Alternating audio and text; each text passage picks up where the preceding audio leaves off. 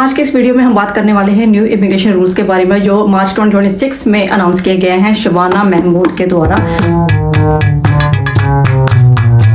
ये reforms mainly 2 बड़े topics को अफेक्ट करते हैं। तो पहला है असाइलम सीकर या ह्यूमैनिटेरियन प्रोटेक्शन सिस्टम, दूसरा है ILR यानी कि इंडेफिनिट लीव टू रिमेन या सेटलमेंट स्टेटस। वीडियो शुरू करने से पहले आप मेरी वीडियो को लाइक कर दें और सब्सक्राइब कर दें मेरे चैनल को। तो यूके मार्च 2026 में गवर्नमेंट ने न्यू चेंजेस ऑलरेडी इंप्लीमेंटेड कर दिए हैं और कई आने वाले हैं जो कि later in the autumn they will be implementing.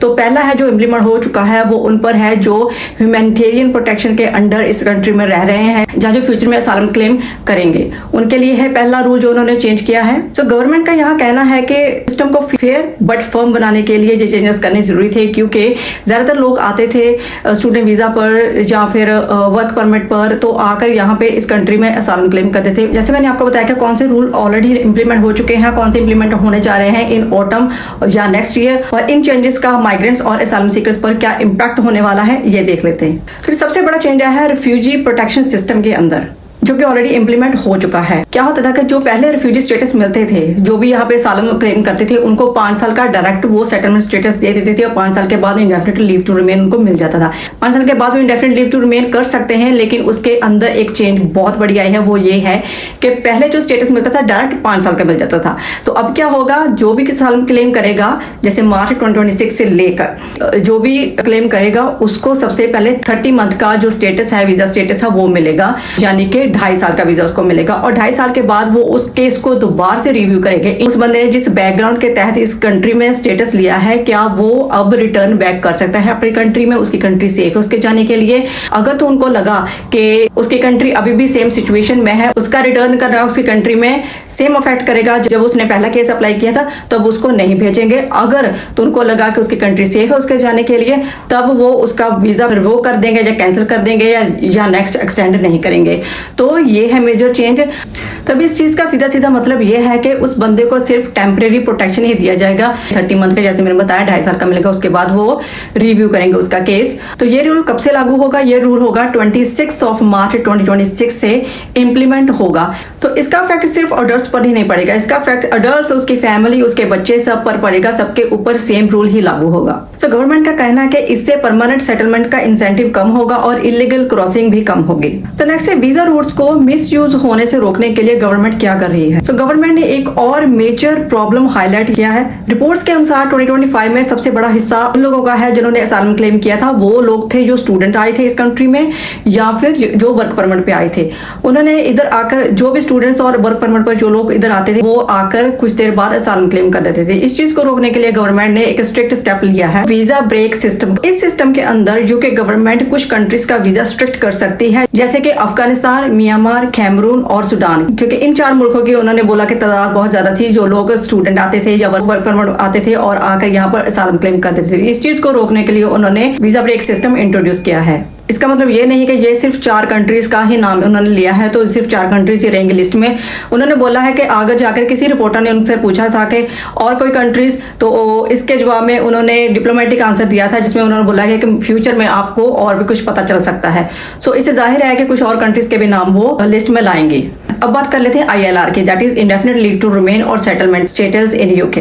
तो ILR का मतलब है कि आपको वीजा रिन्यू करने की जरूरत नहीं है, ये एंड पॉइंट होता है। इसके बाद आप ब्रिटिश सिटीजनशिप अप्लाई कर सकते थे। अब तक यूके गवर्नमेंट में एक कॉमन रूल था, यानी कि आप अगर लगातार, जैसे आप स्टूडेंट आए हो, अगर 5 साल आप कंप्लीट कर लेते हो इस कंट्री में, तो आप ILR के लिए एलिजिबल हो जाते थे, या वर्क परमिट आते थे तब भी आप 5 साल बाद एलिजिबल हो जाते थे परमानेंट रेजिडेंसी के लिए। लेकिन अब इन्होंने एक बहुत बड़ी चेंज इसमें लाई है कि आप ऑटोमेटिकली ही ILR के लिए एलिजिबल नहीं होंगे, आपको ये अर्न करनी पड़ेगी।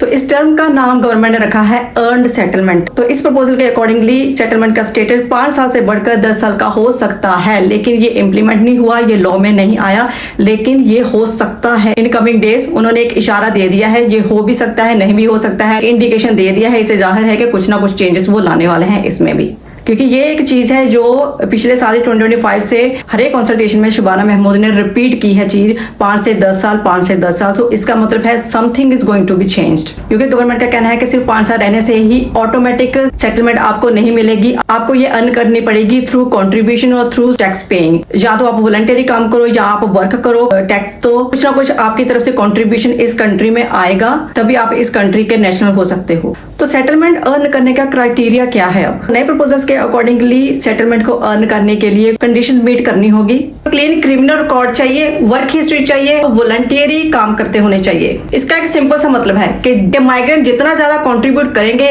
यूके में, उतनी जल्दी ही उनको सेटलमेंट का स्टेटस मिल सकता है। नेक्स्ट है इंग्लिश की रिक्वायरमेंट, जो उन्होंने रिसेंट अनाउंस की है। पहले क्या होता था कि सेटलमेंट के लिए माइग्रेंट्स को B1 का सर्टिफिकेट चाहिए होता था इंग्लिश में। तो न्यू रूल्स के अकॉर्डिंगली सेटलमेंट के लिए इंग्लिश का प्रोफिशिएंसी लेवल होना चाहिए A स्टैंडर्ड का।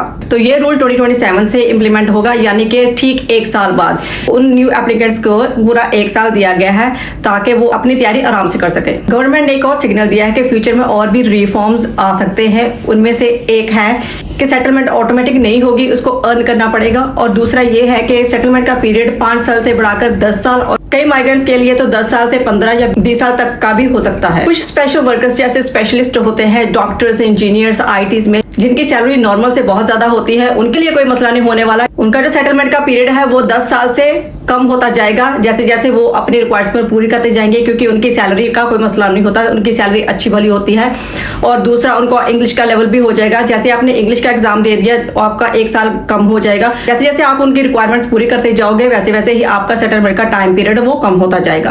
तो आखिर में समराइज कर लेते हैं। 2 चीजें हैं जो इम्प्लीमेंट हो चुकी हैं। एक तो ये है रिफ्यूजीज और सालम सीकर्स का पीरियड जो 5 साल का था, उसको कम करके उन्होंने 30 मंथ का रख दिया है, यानी कि 2.5 साल का।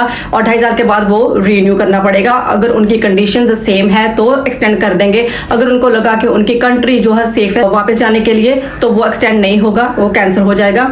और दूसरा ये है, उन्होंने वीजा ब्रेक सिस्टम शुरू किया है, जिसमें उन्होंने 4 कंट्रीज इन्वॉल्व की है, जो मैंने पहले भी बताया था। और भी कंट्रीज फ्यूचर में इंक्लूड कर सकते हैं, लेकिन उसका कोई अभी तक नाम नहीं लिया गया। वो फ्यूचर में उन्होंने सिग्नल दिया था कि फ्यूचर में वो कर सकते हैं। और कंसल्टेशन और प्रपोजल्स जो अभी तक चल रहे हैं वो ये है कि 5 से 10 साल का पीरियड सेटलमेंट का उन्होंने करना है। इस पर डिबेट चल रही है। और ऑटोमेटिक सेटलमेंट को अर्न्ड सिस्टम सेटलमेंट में कन्वर्ट करने का प्रपोजल भी चल रहा है। और तीसरा ये है कि जो फ्यूचर एप्लीकेंट्स होंगे उनके लिए हायर इंग्लिश लेवल जो है वो लागू करने वाले हैं। तो ये इमिग्रेशन सिस्टम का एक मेजर ओवरहॉल है जो यूके की माइग्रेशन पॉलिसी को कंप्लीटली रीशेप कर सकता है। तो अगर आप यूके आने वाले हैं या आपको ये वीडियो थोड़ी सी भी हेल्पफुल लगी हो तो इस वीडियो को एक लाइक दे दीजिएगा। और ऐसी अपडेट्स जानने के लिए मेरे चैनल को सब्सक्राइब कर लें और कमेंट्स में जरूर बताना कि आपका इस पर क्या ओपिनियन है। See you in the next video. Till then bye bye.